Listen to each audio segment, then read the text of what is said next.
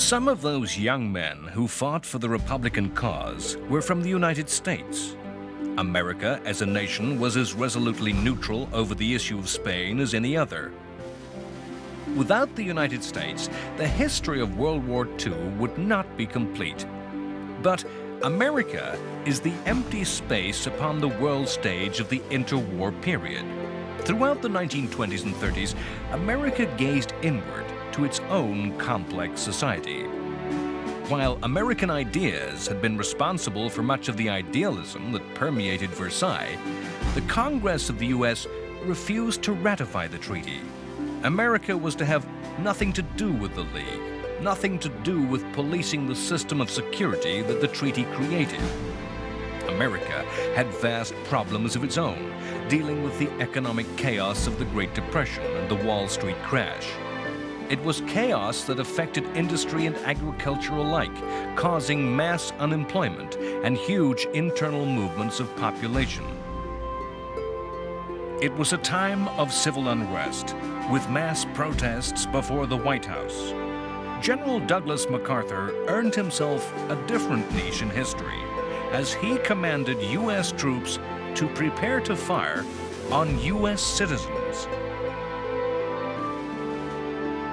A bizarre side street of history is that in 1930, many serious strategic thinkers and military experts thought that if any major war were to break out in the world in the next 10 years, it would most likely be contested between the United States and Great Britain. The isolationism of the U.S. was traditional in a society 2 oceans away from the rest of the world. In 1932, a new type of politics came to power in America with the election of Democrat Franklin Roosevelt. It looks, my friends, like a real landslide this time. In the New Deal, American interests were ever more closely focused on affairs at home and not across the seas. America was, in fact, to become the most deadly enemy of Hitler in the coming war. The underestimation of America was the Nazi dictator's greatest mistake.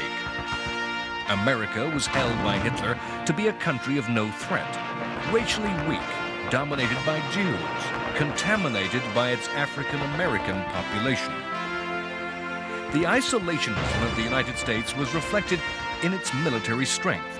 The USA could threaten no nation in the 1930s. While Germany thought the restricted 100,000-man army an insult, the United States Army was freely kept by Congress at around 135,000. Weak forces meant the views of the USA, even had she chosen to speak, would have been of little import. In 1935, Congress reinforced the wall against the world by passing the Neutrality Acts.